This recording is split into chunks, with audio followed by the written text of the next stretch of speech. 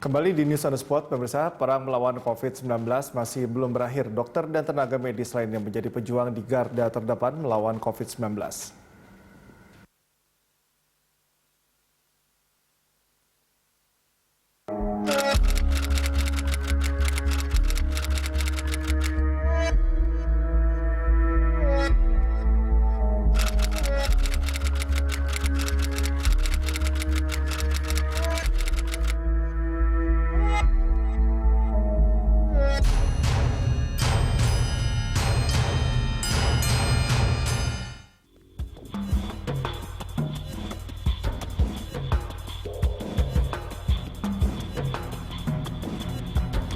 Delapan bulanan setelah Wisma Atlet diresmikan oleh Presiden Joko Widodo, kami meliput rumah sakit darurat corona ini dengan menjalankan protokol kesehatan secara ketat. Siang itu, unit gawat darurat Tower 6 Rumah Sakit Darurat Wisma Atlet kedatangan pasien baru yang merupakan rujukan dari Rumah Sakit Koja, Jakarta Utara. Jumlahnya 20 pasien positif. 15 pasien tanpa gejala atau OTG dibawa ke Tower 4 yang khusus menangani pasien tanpa gejala. Sementara 5 pasien dengan gejala harus masuk ruang unit gawat darurat. Jakarta masih berstatus zona merah. Kasus harian masih naik turun. Sebagian di antara mereka dirawat di Wisma Atlet ini. Hingga 29 November, ada 3.531 pasien COVID-19 menempati 4 tower di sini. Sebanyak 2.257 pasien dirawat di Tower 6 dan Tower 7. Kedua tower ini diperuntukkan bagi pasien bergejala ringan dan sedang. Adapun 1.274 pasien lainnya menempati Tower 4 dan Tower 5 sebagai flat isolasi mandiri bagi pasien COVID-19 berstatus orang tanpa gejala. Dr. Nikomang Maitri Devi hari itu sedang piket. Salah satu tugasnya adalah memeriksa pasien dengan gejala di ruang gawat darurat. Dia harus sigap karena setiap saat pasien datang. Sudah sejak September lalu, dokter asal Bali ini dinas di Wisma Atlet dan bertugas di unit gawat darurat.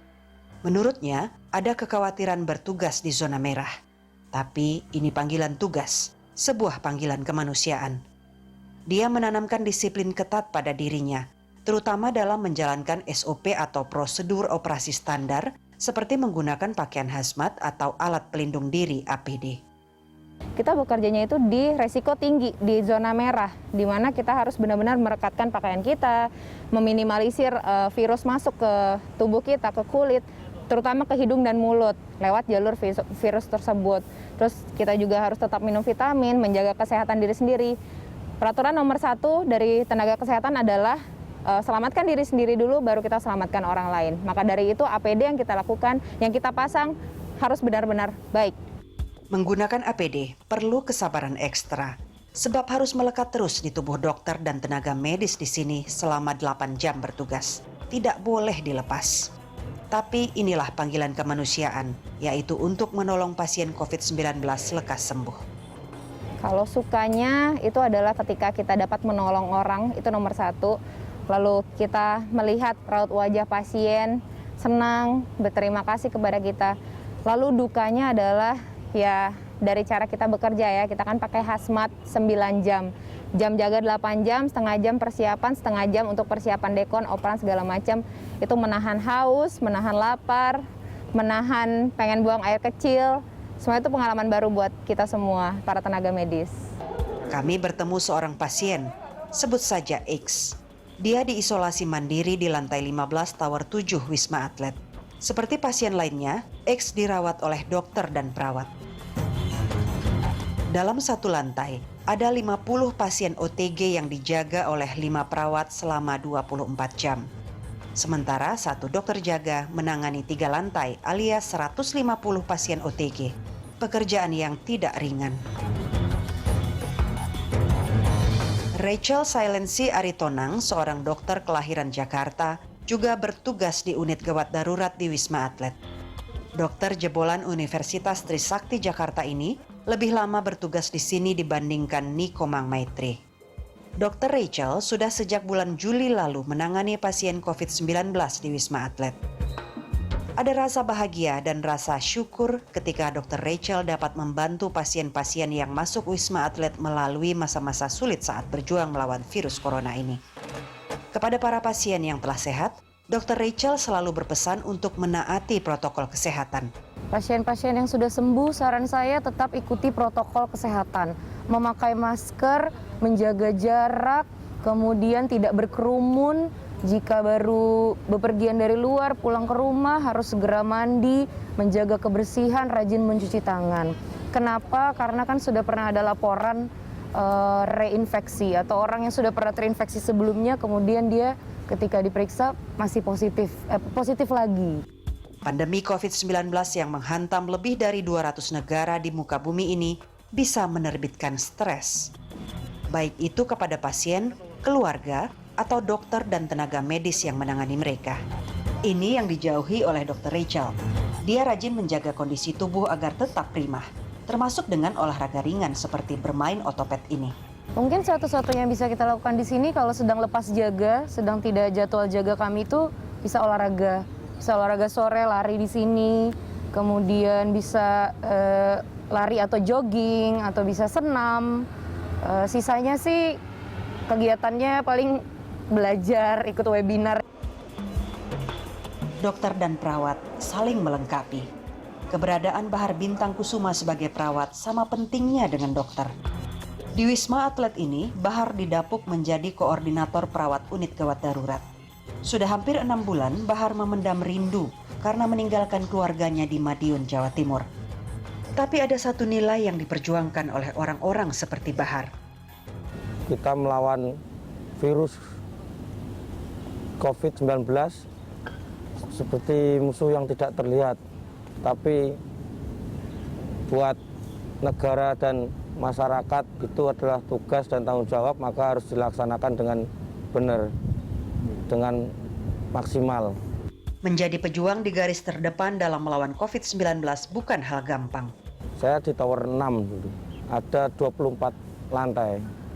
24 lantai, saya sebagai katimnya, anggota saya ada sekitar 50 orang. Kita berbagi tugas, saling melengkapi, saling kerjasama satu sama lain antara perawat, antara dokter. Sebagaimana dokter, APD harus melekat di tubuh perawat selama 8 jam non-stop. Benar-benar 8 jam. Sekali naik jaga di sini, satu shift itu 8 jam. Shift berikutnya 8 jam, shift berikutnya 8 jam, 3 shift di sini. Sama dengan Bahar, Nurul tergabung dalam tim Kobra bentukan TNI Angkatan Laut di Wisma Atlet. Merawat pasien sebetulnya bukan hal baru bagi Nurul, tapi ini medan baru yang sama sekali berbeda. Dinamikanya itu naik turun. Kita tuh nggak akan pernah tahu apa yang terjadi di lapangan. Misalnya saat ini kayak ruangan ketika kita ruangan nih salah satu tower udah ditutup, tiba-tiba loh kok beberapa hari kemudian kita pikir bakaran udah penurunan malah pelonjakan lagi pasien. Nah hal-hal kayak gitu kita berarti harus sigap lagi. Terus pasien itu kadang kita pikir kan biasanya siang atau pagi datang, ini enggak, malam hari, tengah malam, malah itu pelonjakannya terkadang malam hari. Tengah malam itu sering banget, lebih banyak dibandingin pagi atau siang. Di sini dukanya paling kalau misalnya kita melihat jumlah pasien naik, itu duka banget. Pekerjaan yang mengharuskannya dekat atau kontak dengan pasien kadang membuat keluarga Nurul was-was. Mungkin awal-awal takut, khawatir, pasti rasa khawatir dari keluarga itu pasti ada.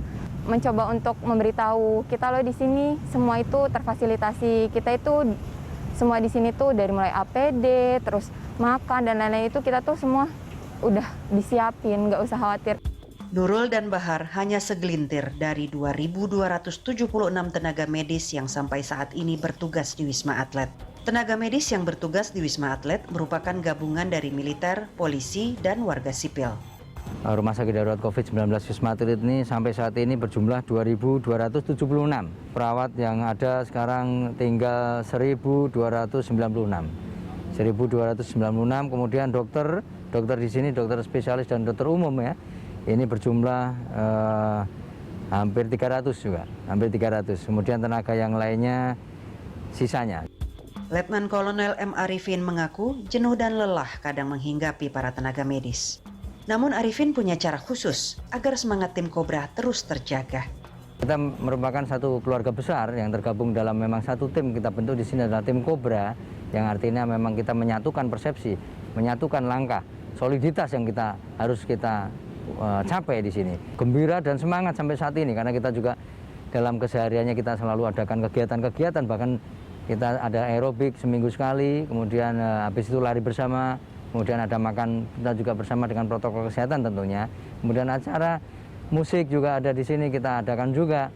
Kemudian ada acara olahraga, kompetisi olahraga, pernah juga kompetisi nyanyi kita lakukan di sini.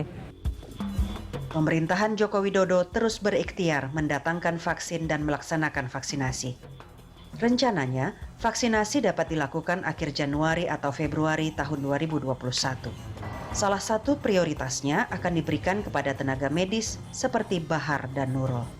Saat ini tenaga-tenaga kesehatan ini mendukung upaya pemerintah untuk mengadakan vaksin. Kalau segera cepat ada kan makin lebih baik. Semoga aja semua kalangan juga bisa mendapatkan vaksin ini secara merata. Lebih tinggi keuntungan yang akan kita dapatkan sebagai orang yang divaksin dibandingkan dengan kerugiannya.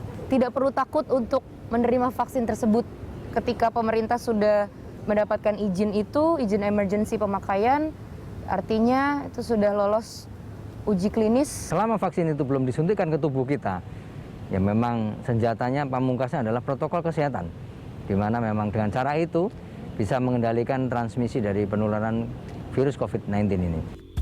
Saat ini, vaksin yang ampuh dan aman penangkal COVID-19 sedang ditunggu-tunggu oleh warga bumi.